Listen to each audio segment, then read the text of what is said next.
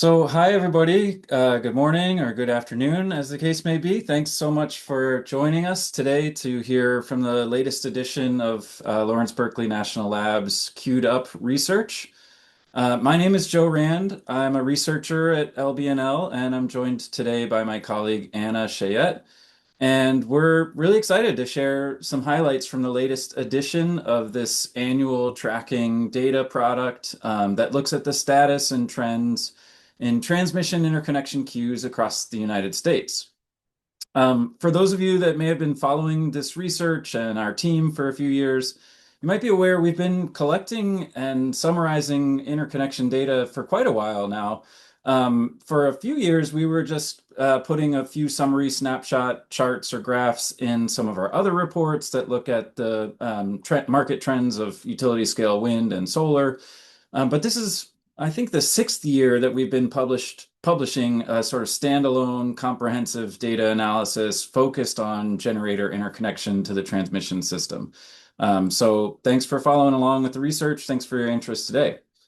Before we really get started, I just wanted to do a few kind of housekeeping notes. You might have noticed that you joined the webinar in a muted mode, but we do really want to hear from you all. So please use the Q&A feature in your Zoom window to submit any questions that you have. And we're trying to have about 15 minutes at the end of the presentation today to answer as many questions as we can. You may have heard and noticed the webinar is being recorded. And the recording will be available on our website, emp.lbl.gov, and also on YouTube later this week. So if you send it to your friends, maybe I can become viral. The slides that I'm presenting today are really just quick highlights. Well, maybe not quick, but the major highlights and takeaways from the full queued up analysis slide deck. The full deck, which has over 70 slides, is available for download on our website. I'll also point this out later, but there's also a complete Excel data file with all the underlying data behind this report, as well as interactive online data visualizations that you can play with. And then lastly, before I really dive in, I want to also acknowledge the extraordinary team that I have the pleasure of working with on this analysis year after year. So you'll hear from Anna, who did a lot of the heavy lifting analytical work this year. But the other folks listed here on this slide also made key contributions to the work. And I really want to highlight our partnership with some good folks at Interconnection.fyi. That's Chris and Steven listed on the slide here. They lead the data collection and some of the preliminary data cleaning that makes all this work possible. So I was just talking about the authors a little bit, and I think that gives me a good opportunity to also note and clarify that the research we're presenting here today represents the views and conclusions of these authors, this author team, but doesn't represent those of the US government, nor the regents of the University of California. But that said, we're certainly grateful to the US Department of Energy and specifically the Interconnection Innovation Exchange, or I2X program, for their ongoing support of this work. So let me start with a quick background. Again, this is maybe the sixth year we've been producing this report and analysis, so perhaps this isn't new to some of you, but to get everyone on the same page, we want a quick summary of what we're talking about today. So what are interconnection queues? Basically, any proposed utility scale power plant that is seeking to connect to the transmission grid is required to submit an interconnection request and undergo a series of studies before they can proceed to construction. So those interconnection studies are designed to establish what transmission grid system upgrades would be necessary to connect the proposed power plant safely and reliably. But importantly, the studies also assign the cost of those grid upgrades, and usually those costs are assigned to the developer of the power plant. So those interconnection studies ultimately culminate in what's called an interconnection agreement. And that's like a contract between the project developer and the transmission provider that would allow them to proceed with construction of the grid upgrades and ultimately construction of the power plant. So the graphic on the right of this slide shows kind of a simplified overview of what we consider kind of a typical interconnection process. Now, I do want to highlight, and we'll talk about this in detail later, but most of the requests or applications to connect to the grid ultimately withdraw at some point in this stage. So you can see across this kind of cartoon diagram, there are a number of points at which a project might withdraw. Um, but those that do kind of keep going would execute the interconnection agreement and finally reach commercial operations.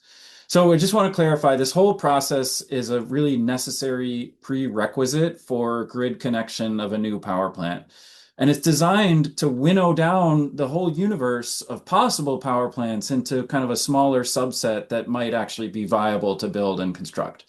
And data from the queues or from this list of proposed power plants can give us a really useful indicator of near-term trends in the types of power plants that developers are seeking to build. So the analysis that we conduct for this work relies primarily on publicly available data from these generator interconnection queues, and those queues are published by transmission providers across the US. That's a FERC mandate, and then in the case of Texas, where there's the ERCOT market, even though they're not FERC jurisdictional, they still do publish the similar interconnection queue data.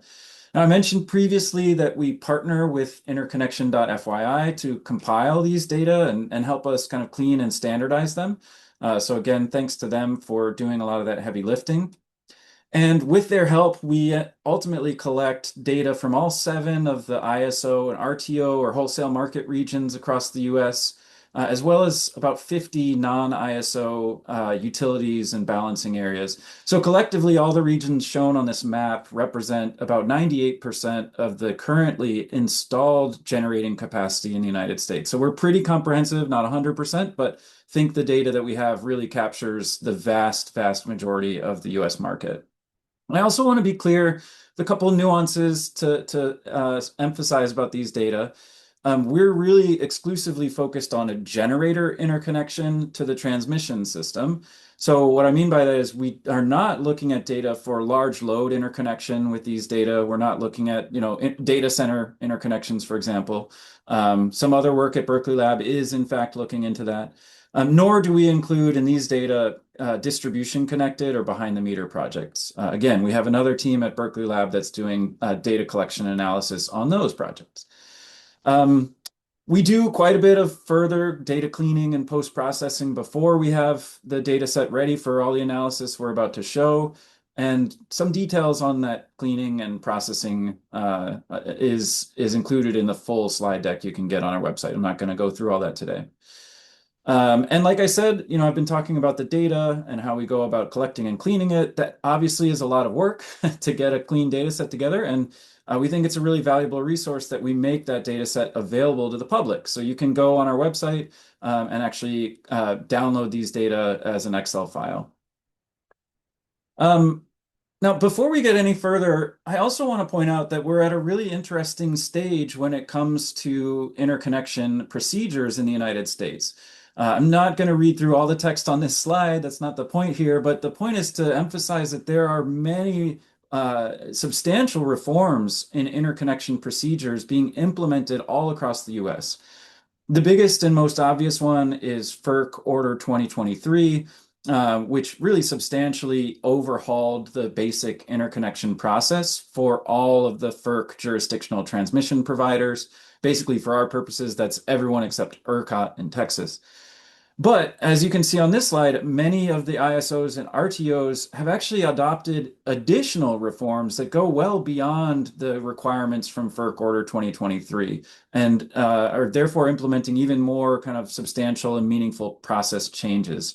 So this slide is kind of designed to summarize some of those changes. Again, I'm not going to read through them all. But the point here is that there are a lot, it's kind of a dynamic space. There are a lot of changes happening, and there are a lot of regional nuances to the typical interconnection process. But I also want to take the moment to note that most of the data that we have that we're presenting today in this analysis were submitted prior to some of these major reforms. So a lot of the trends that we're showing and analyzing, are trends that kind of predate these major process reforms. And so we haven't really had time yet to see the full effect of things like FERC Order 2023 and some of these major ISO reforms. So as we continue this analysis in future years, we're eager to see how these trends might change. Okay, so finally, we're getting into the fun part of today, and we're going to start sharing some of the new data and charts from this analysis. So before I hand it over to Anna to summarize some of the capacity that's currently active in interconnection queues in the US, I just wanted to give a high level kind of sense of the year over year dynamics that we observed from 2024 to 2025. So this chart is designed to do just that. Starting from 2024 on the left, you can see we had almost 2,300 gigawatts of capacity active in interconnection queues. But we saw over 600 gigawatts of new requests entering the queues in 2025. But we also saw about 750 gigawatts withdraw or cancel their applications last year, and another 50 gigawatts coming online. So in the end, that left us with about 2,061 gigawatts active in interconnection queues as of the end of 2025. So let me now turn it to Anna to summarize some of the trends that we see kind of active in this 2,060 gigawatts. Great, thanks, Joe. So yeah, I'm going to be talking about the projects that are active in the interconnection queue. And so, what we mean by a project that's active is a project that is still pursuing grid connection. So, they might have just requested or they might have already signed an interconnection agreement, but they haven't yet been built or withdrawn. Next slide.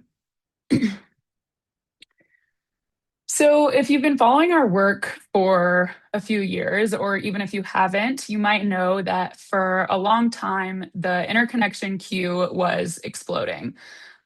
This chart is showing the cumulative active capacity in the queues as of the end of each year since 2014. And you can see from this chart that there were just huge increases starting in around 2019 up through 2023 in active queue capacity. But now this is actually the second year in a row that we have seen a decline in active queue capacity. And we're down at around 2.1 terawatts of capacity waiting in the queues right now, which is about the same as 2022 levels. And as Joe kind of showed in that waterfall chart just a couple slides ago, this is largely being driven by a lot of withdrawals. The amount that has entered the queues between 2024 and 2025 was roughly stable. So I'm looking at this yellow portion of the chart. But we did see a lot of projects withdrawing in 2025. And, one might kind of think that a lot of withdrawals is something negative, but this was actually kind of what was intended by a lot of these reforms from FERC Order 2023 and other ISO reforms. It was kind of intended to get non-viable projects to exit the queue. And in our full version of this report, we have a slide that outlines some of the factors that might have contributed to this reduction, but a few just to note here are a lot of regions implemented new pauses on new requests or caps on total queue capacities.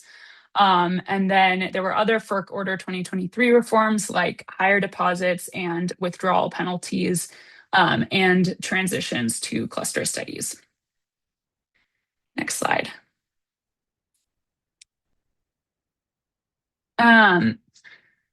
So here we're breaking out that active queue capacity by resource type, and we can see that three of these four main resource types on the left, being solar, storage, and wind, are all showing declines in active queue capacity. Whereas gas, shown here in gray, has nearly doubled between 2024 and 2025. It's up 86% to 253 gigawatts. And there's now actually more active gas capacity in the queues than active wind capacity. Um, and then we're also showing these other nuclear, coal, and other or unknown resource types. And the main thing to note here is that we just don't have very much of any of these resources.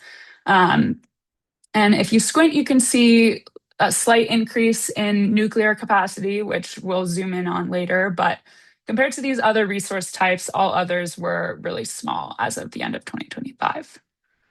Next slide. Now we're taking that same time series and slicing it one more way. We're breaking out the active capacity across our 9 grid regions. So the 7 ISOs and non-ISO West and non-ISO Southeast. Um, Most regions, of course, are showing declines in active queue volume due to some of those reforms that we mentioned earlier. Um, and a lot of pauses on accepting new applications while they work through backlogs.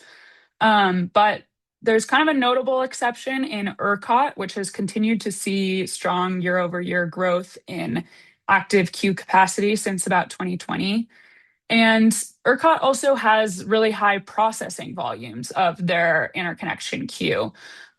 So this kind of increase in active queue capacity is really a reflection of just a lot of growth in capacity getting built and requested in the ERCOT region in Texas. And we also see a small amount of growth in queue capacity in SPP, whereas every other region saw a decline. Um, and the non-ISO West is continuing to have the largest active queue volume at around 570 gigawatts, but it's down from its peak of 700 gigawatts in 2023. Next slide. We're also comparing the capacity in the queues to the current installed power plant fleet across the US. So in this figure on the left, we can see that the total capacity in the queues is about 50% larger than the total installed capacity across the US in 2025. And well, that's a lot waiting in the queues. I'll just note that in previous editions of this report, we used to say that the capacity in the queues was nearly double the installed capacity. So I think there's been a little bit of progress there. Um, and you might also notice in this chart on the left that the types of generation and storage that we see in the queues today looks pretty different from what is currently installed. Despite the declines from solar and storage, we're still seeing proportionally a lot more solar and storage waiting in the queues than what we currently have installed. So I'm looking at this kind of yellow and blue portion of the bar chart. And then on this right chart here, we're breaking out the active queue capacity by region and comparing it to what each region currently already has installed. So their total installed capacity with this black line, and then also their peak load in 2025. And the point here is to show that in a lot of regions, the capacity waiting in the queues is actually more than the both the total installed capacity and their peak load. That's with the exception of some of these regions on the right, the Southeast PJM, New York ISO, and ISO New England. But all of these regions on the left have more capacity waiting in the queues than all of the capacity that's currently installed. But of course, a lot of this capacity will not get built. Next slide. So I said earlier that if you squint, you might be able to see some growth in nuclear. And here we're zooming in on that, as well as some of those kind of other resources, which here are hydro and geothermal. In 2025, we saw increases in active queue capacity from both nuclear and geothermal, though they're, of course, still a really small portion of the total capacity in the queues. And you might notice this drop in active nuclear capacity in 2024. That's the green bar. which is largely due to the Vogtle plant coming online in Georgia and moving out of the active category. So this increase in 2025 is coming from some genuinely new nuclear requests. Um, Regionally, nuclear is getting requested in MISO, PJM, and the non-ISO Southeast and West. And geothermal, which also had some amount of growth, is primarily requested in the non-ISO West. And all of the growth in all of the new nuclear, or sorry, all of the new geothermal requests in 2025 came from the non-ISO West. Next slide. Here we're breaking out which requests are choosing to be studied as NRIS or as ERIS by region. And if you haven't heard of these terms, NRIS requests are requests that need to be fully deliverable to contribute as a capacity resource, whereas ERIS requests would deliver power to the transmission system on an as available basis, and they might not be fully deliverable as a capacity resource once they come online. ERCOT does not follow the same system and instead has a connect and manage approach, which is most similar to ERIS, though it has some key differences. The idea behind ERIS is that it might allow resources to come online more quickly and with a lower startup cost without providing all of the network upgrades required to participate as fully deliverable in the capacity market. But in practice, we found that this isn't often what happens. There are similar processing times between ERIS and NRIS, and we can see in the data here that there aren't very many generators that are choosing ERIS. Outside of ERCOT, 81% of projects are choosing NRIS or a combined ERIS-NRIS study process. And our team has done a lot more work on this topic. And so, if you want any more information on ERIS trends and kind of opportunities in that policy space, we've just released two new working papers in collaboration with Tyler Norris from Duke University. And I think Joe can put some of those links in the chat if anyone is interested in checking those out. All right, so how much of this capacity in the queues is actually close to getting built? Well, having an interconnection agreement doesn't necessarily mean that a project will get built. It is an indication that they might be more viable. They've at least made it through the interconnection process, and now they just have to deal with issues outside of the interconnection process, like permitting, offtake agreements, and construction. So if we're looking at this kind of chart of the interconnection process, we're over in this red rectangle on the right. And about a quarter of the active capacity in the queues has an interconnection agreement, and a lot of projects do still withdraw at this stage, which Joe will discuss later in the presentation. But we can see that from this chart on the left here that ERCOT has the largest amount of capacity with signed interconnection agreements at around 120 gigawatts, which is followed by CAISO and the non-ISO West. Next slide. Okay, so now we're looking at signed interconnection agreements over time. And this chart is showing how many interconnection agreements were signed each year, normalized by each region's peak load in 2025. In most regions, we saw large increases in the volume of interconnection agreements getting signed in 2025. In both CAISO and ERCOT, the volume of IAs executed in 2025 amounted to more than half of their peak load in 2025. So we see this as a positive sign of progress that grid operators are really adapting and learning to process larger queue volumes and setting the stage for more generation to come online. So, you know, uh, regions can kind of decrease their total queue capacity, as we saw earlier, from a lot of withdrawals, but also if they're able to process a lot more a lot more requests more quickly. That's another way of reducing this backlog in the queues. Um, Next slide. It's really common for projects to request as a hybrid power plant. And by that, we mean having multiple generators that are co-located behind a single point of interconnection. And this is mostly popular for solar plus storage projects, where we see around half of capacity for solar and half of capacity for storage are coming from hybrid requests. Um, so looking at this chart on the left, and then we have a smaller proportion for gas, wind, and other resources coming from hybrid requests. And then on the right, we're showing this trend over time, starting in 2020, where we now see around 400 gigawatts of both hybrid solar and 400 gigawatts of hybrid storage currently active in the queues. And of course, we've seen a bit of a decline, but that also corresponds with a decreasing total queue volume.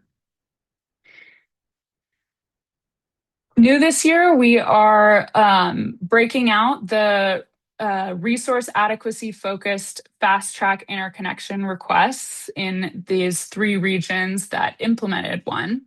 So in MISO and SPP, these are called ERAS requests or expedited resource addition studies.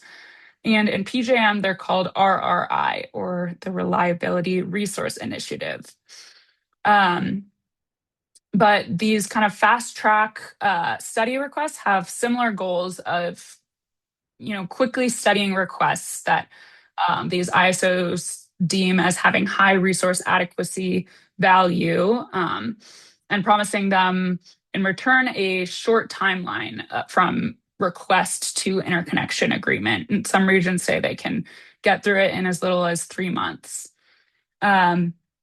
Overall, the majority of requests in the fast track study processes are coming from gas, and there's some amount coming from storage and small amounts coming from wind, solar, and nuclear.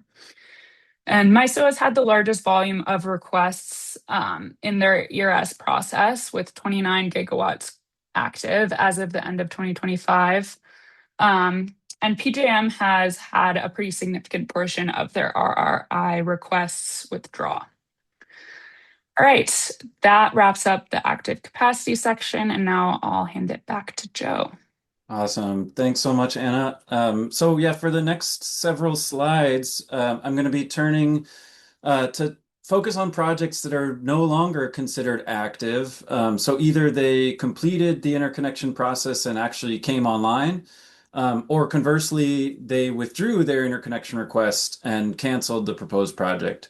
So the kind of numbers of our data are summarized here, but really this batch of data is particularly useful because it allows us to calculate historical completion rates of interconnection requests, or in other words, like the fraction of developer requests that actually came online in some time frame. So in general, as you can see in these two charts, we're seeing increasing capacity over time of both new power plants coming online, that's shown in green on the left, as well as the volume of withdrawals of interconnection requests, and that's shown on the right. So we track the projects that are reported to have come online each year via this interconnection queue data. But there's always a lag with how those data are reported to us compared to what you might find, for example, in the data from EIA. So we show that, we compare our data to EIA. You can see it pretty closely tracks, except for the most recent year in 2025, which is this kind of really light dotted line. So there's a little bit of a lag, but nonetheless, you can see an increasing trend over time. So that's maybe a good sign that as we're experiencing substantial load growth, we're also seeming to connect more and more power plants and more capacity of power plants each year. On the right, we're showing kind of the same trend year over year, but in withdrawn capacity. This year, I think this is just a super interesting chart from the data that we're collecting. I already mentioned that we estimated around 750 gigawatts were withdrawn in 2025. And to me, that large volume of withdrawals is an indicator of these kind of major queue reforms and policy dimensions and market dynamics, all of those at play, basically encouraging lots of withdrawals of potentially less viable projects or less viable requests over the past couple of years. So when we looked at all of the capacity that had submitted interconnection requests from 2000 through 2020, we found that only about 13% of that capacity had actually reached commercial operations by the end of 2025. So again, this is kind of looking historically at all the interconnection requests that have come in. We're trying to quantify what fraction of those become real, in the ground projects. And we're seeing just about 13% completion rates on a capacity basis. Now, as the map on the right shows, of course, there's some regional variation in these historical completion rates. As you can see, like ERCOT in Texas and ISO New England have historically had larger fraction of these requests actually come online, and CAISO and New York in the Southeast have historically had kind of lower completion rates. But nonetheless, obviously, there's a lot of factors that influence, whether or not a project comes online, and we might talk about some more of those later. But still, this is pretty low overall completion rate and something that we're tracking. So then we thought, well, maybe it's a better indicator if the project actually has already signed an interconnection agreement. We would think after you've made it through the series of interconnection studies and seen your cost estimates and decided to proceed with signing and executing an agreement, that you're much more likely to come online. And that is true, but still, when we look at all of the interconnection agreements that had been signed from 2000 through 2022 and calculated, summed up all that capacity, only about 43% of that capacity had come online by the end of 2025. So in my view, we're still seeing a relatively low fraction of these requests coming online even after they've signed an interconnection agreement. So pretty low completion rates overall. And I think, this points to kind of a double-edged sword. On the one hand, a lot of or a low completion rate might mean a healthy and competitive ecosystem or a healthy competitive market for these projects to be playing in. But on the other hand, you can imagine that this volume of withdrawals and this high level of attrition would put a strain on transmission provider resources and kind of bog the system down. And I think that's part of why we're seeing longer timelines and some of the problems that have plagued the interconnection process, which we'll talk about in a moment. Now, since I wanted to talk a little bit about timelines, now let's move on to that. Before I jump into this last section of the presentation, I wanted to do just a quick reminder. We're coming up on the Q&A portion of the presentation, so please do drop any of your questions into the Q&A feature of the Zoom window. I know there's a couple that have already come in already, and Anna and I will be doing our best to answer them at the end. So yeah, as a final section of this presentation, we're just going to summarize a handful of the sort of timeline or duration metrics that we track. We really look at four key timeline metrics. The first is the duration from submitting a request until a project decides to withdraw. So how long do you kind of linger around the queues before pulling your application out? The second is the duration from submitting that request to signing an interconnection agreement. And you might think of that as kind of the actual interconnection study process, doing the series of studies, coming to an agreement and executing that agreement. How long does that take? Third, we look at after you sign the interconnection agreement, how long does it take to come online? So the agreement to commercial operations date. And then finally, we also analyze kind of the full picture from submitting the request in the first place all the way through coming online. So I'm going to step through a couple of slides on each of those for the next 5 or 10 minutes. And then we'll kind of show a few conclusions and key takeaways and get to Q&A. So starting with the timeline from submitting a request to ultimately withdrawing that request, the average request that withdrew in 2025, shown here on the far right of the chart, spent nearly 3 years or 33 months in the queues before ultimately withdrawing. So the median was about 34 months. You can see from this chart that the kind of average timeline has trended upwards in the past couple of years. And our basic interpretation of this trend is that, again, these provisions in FERC Order 2023 and other reforms that are ongoing have probably motivated some of the older and potentially less viable requests that were sort of languishing around in the queues to ultimately make the decision to withdraw. And that hence we're seeing the large withdrawal volume, but also this upward trend in the duration for these years. Now, that, I want to be clear, was an intended effect of these reforms. So part of the goal of these reforms was to kind of purge out some of these older, less viable requests that had been sitting around for a long time. Now, turning to the timeline from submitting a request to signing an interconnection agreement, the dark black line on this chart is showing the median duration based on the year that the interconnection agreement was signed. And what you can see is this kind of median or typical duration has trended up pretty considerably since 2015 when we saw kind of a low point. And the typical or median request that signed an interconnection agreement in 2025 was actually submitted to the queues or submitted their request almost 4 years prior to signing that agreement, about 45 months. Now, the table on the right, it's just really to show, get a sense of our sample for these data.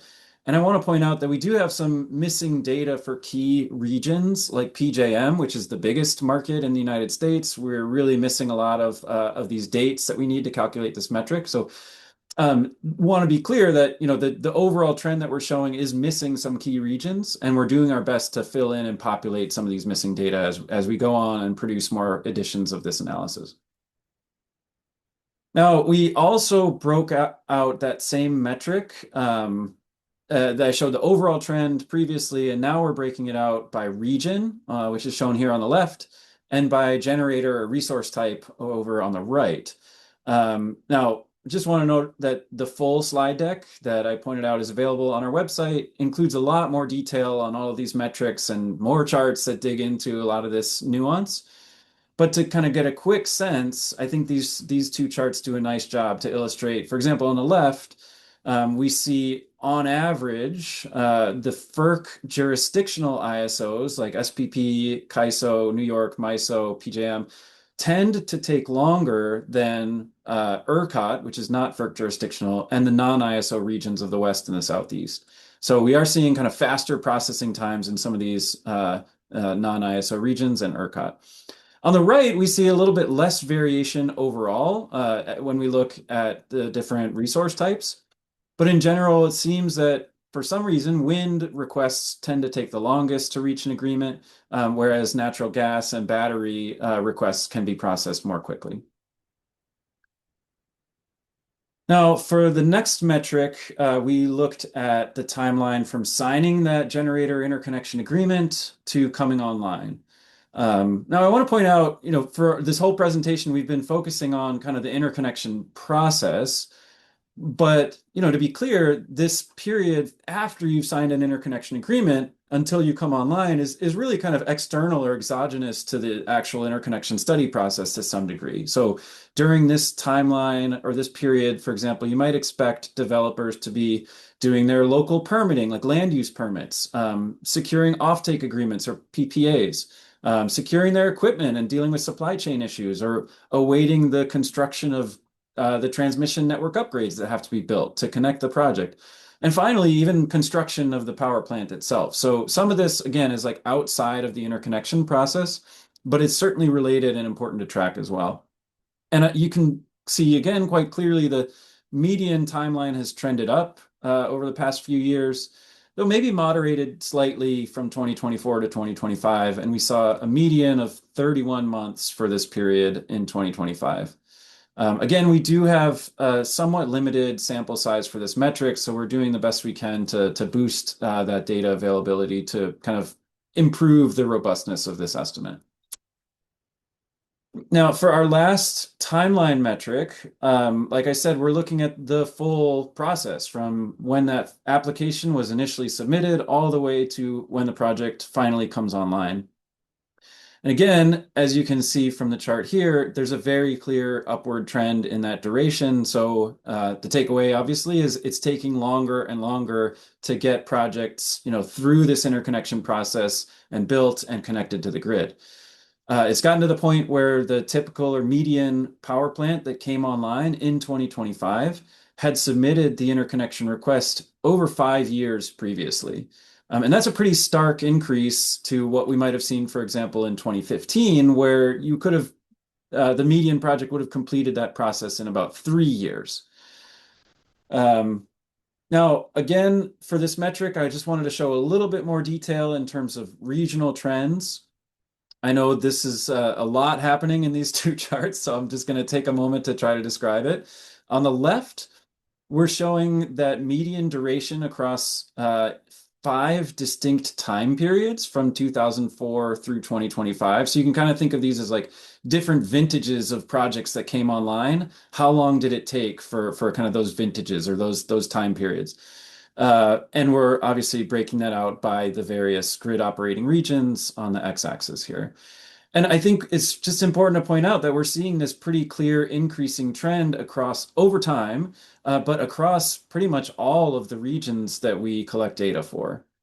And just as we saw for the timeline to signing a generator interconnection agreement, the average timelines tend to be longest in the FERC jurisdictional ISOs and shorter in ERCOT and the non-ISO regions. And then finally, the last kind of chart that we'll show today is looking at the same thing, but broken out by resource type. Kind of the same story here.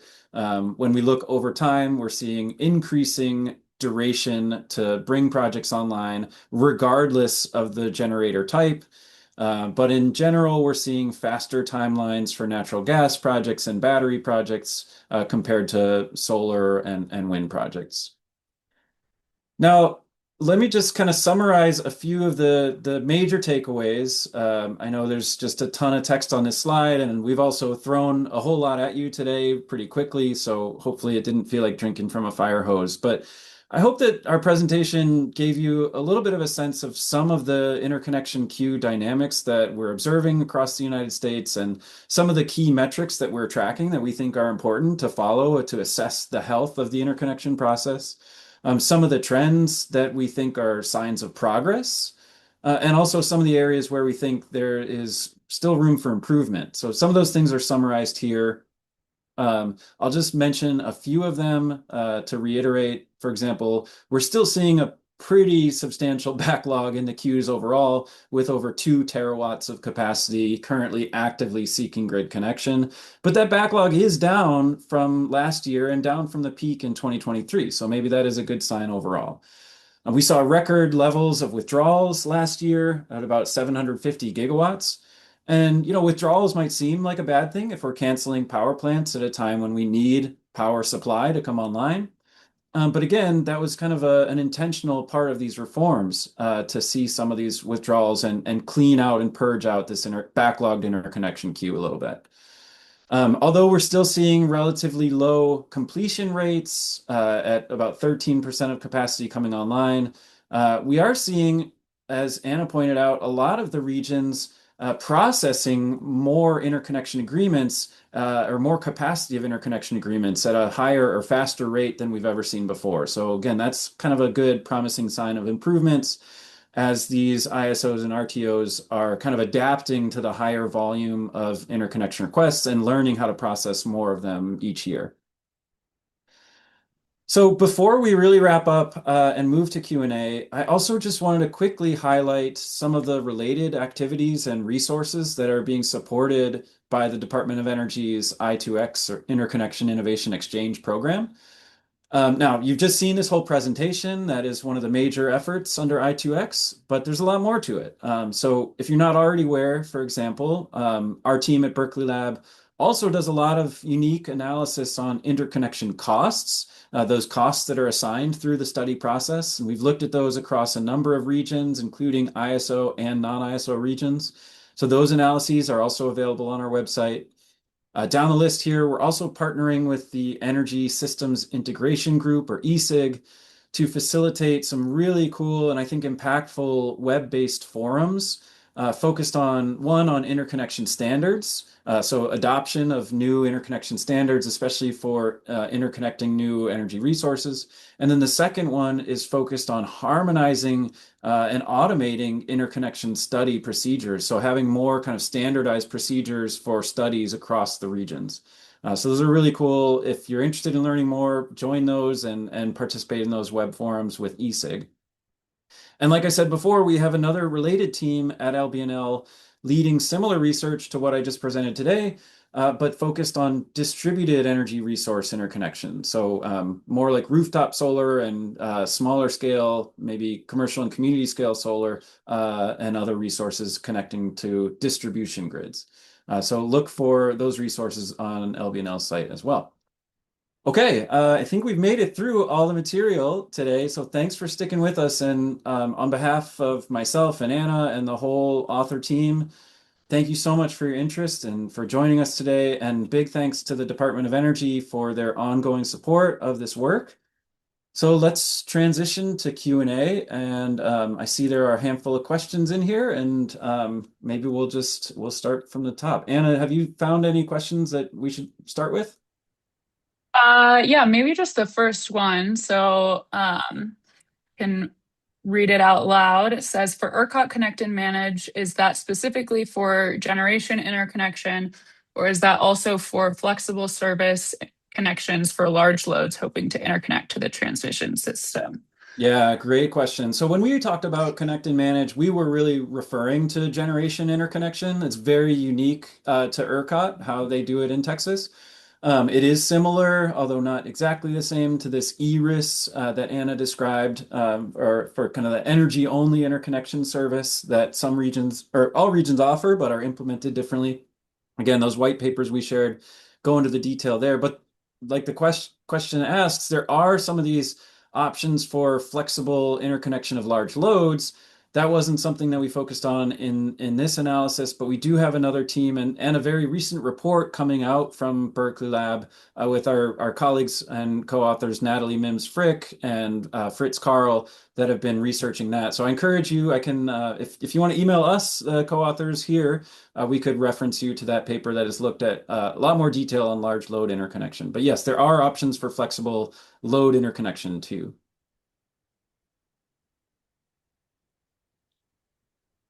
Great. Yeah, go ahead, Anna. Oh, oh, I was just going to read out the next question. Perfect. Um, okay, it says, have any AI, LLM, or machine learning applications been used to reduce time in the queue or total number of requests? This is a great question. And the short answer is yes, absolutely. There are a lot of applications, not just for actual AI, but also for kind of advanced computing and automation techniques that you might not really call like an AI tool, but that are still, again, advanced computing methods that can really speed some of these things up.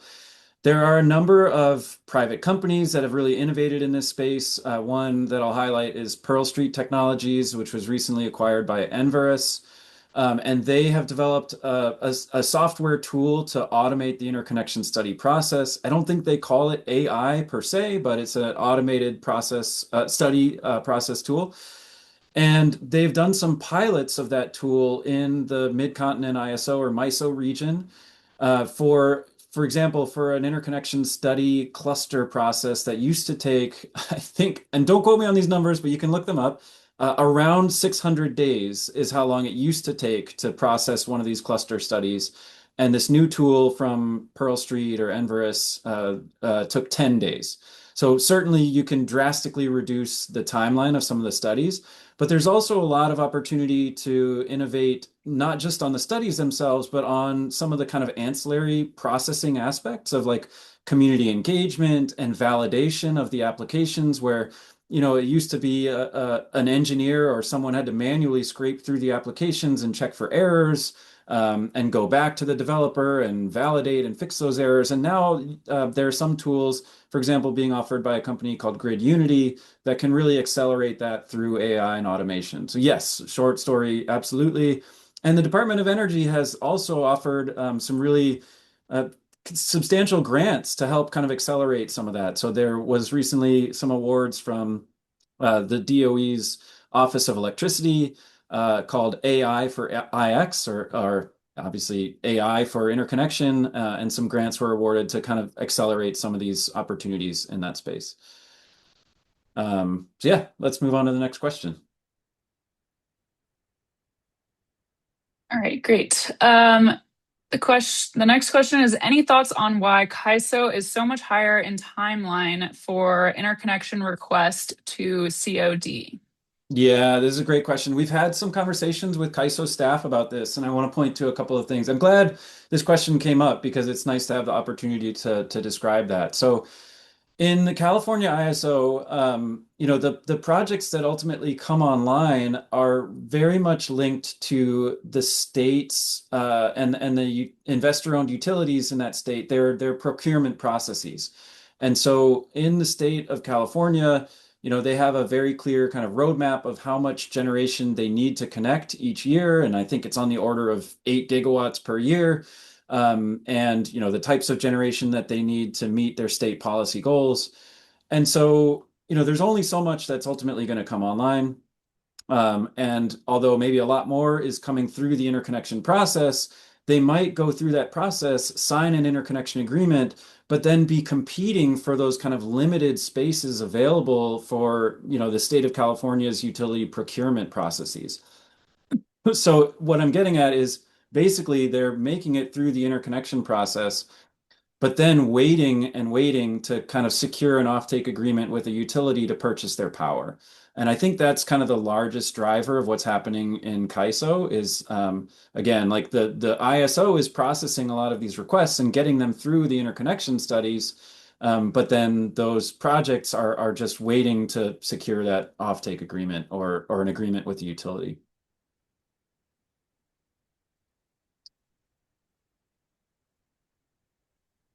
Great. Let's see. I'm not sure we're going to have a great answer to these. There's kind of a two-parter here, but I'll just read them and we can go from there. So the questions are, what is the duration between signing an IA and reaching commercial operations or withdrawing? And then following up on my first question, have you looked at the trends in volumes and withdrawals relative to the financial security each RTO or utility requires to be Hmm. posted? These are both good questions. So the duration between signing an IA and reaching COD, I do think we described that in one of the slides that we showed. And again, there's a lot more analysis on this uh, in the actual full slide deck that you can find on our website. So some more nuance to this. But yeah, suffice to say, that trend is increasing from signing an IA to reaching COD. And we see some regional variation and some variation across different technologies. But we have not looked at the second half of this question of how long does it take after signing an IA before some projects ultimately withdraw. That's something we could try to see if we have sufficient data to explore that question. I think that's an interesting suggestion. So I don't have any insights to offer yet. But we'll try to look into that down the road and see if we have sufficient data to do so. On the second part here, have you looked at trends related to financial security? No, not specifically. So we haven't, for example, related withdrawal rates or withdrawal trends to kind of increasing deposits that are being required. But maybe one small insight I would offer is just that kind of general trend that we showed of kind of the record levels of withdrawals in 2024 and then again in 2025. I certainly believe that to be related to kind of the stricter readiness criteria and the higher at-risk deposits that are being required of developers to stay in the queue and to advance through the queue. So those were requirements under FERC Order 2023. And again, some of the ISOs and RTOs took those requirements a step farther to have even like higher at-risk deposits as projects move through the queue. So I think that that put a little bit that ratcheted up the pressure on developers if they want to stay in the queue or advance to the next phase in the queue to have to put up more money that's at risk. It's just a little bit more pressure and risk. And so I think that did ultimately lead to, like I said, a lot of these potentially less viable requests deciding to withdraw in mass in the past couple of years. So we haven't really analyzed that explicitly, but I would just say the trends point to there, being an effect there.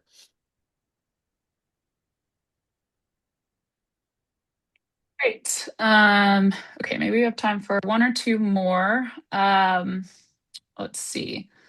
Um, we could do, let's see. Do the trends suggest that the US will enter a period of overcapacity in generation in many regions, adversely affecting costs for consumers? Hmm.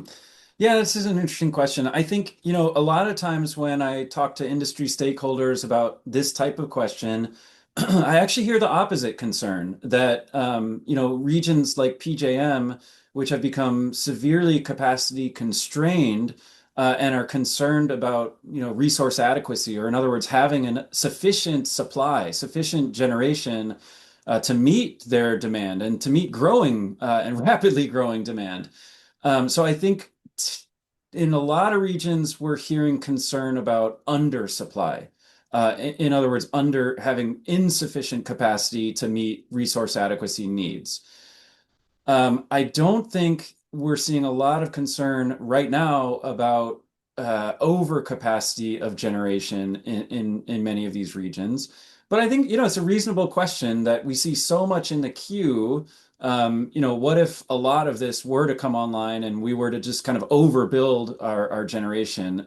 That would probably be inefficient, certainly. So I think that points to kind of the way that the interconnection process works to sort of aim for an economically efficient outcome where, it does winnow down so many of these projects. And although we're only seeing 13% of this capacity come online, that's sort of the most viable, the most economically efficient and competitive portion of that universe of potential projects that finally comes online. So I think I would just say, like, in my personal opinion, yeah, and from conversations with other industry stakeholders, I think we're more often concerned at this stage about undersupply or undercapacity rather than overcapacity.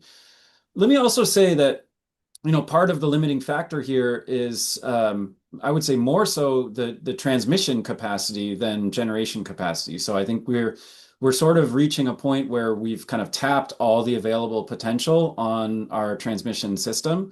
And we need to make some major investments to expand and upgrade the transmission grid to enable more of the supply to come online in an economically efficient way. So that's important to point out that, it'd obviously be economically inefficient if we built a lot of generation, but had a lot of congestion and curtailment on the transmission grid just to accommodate that.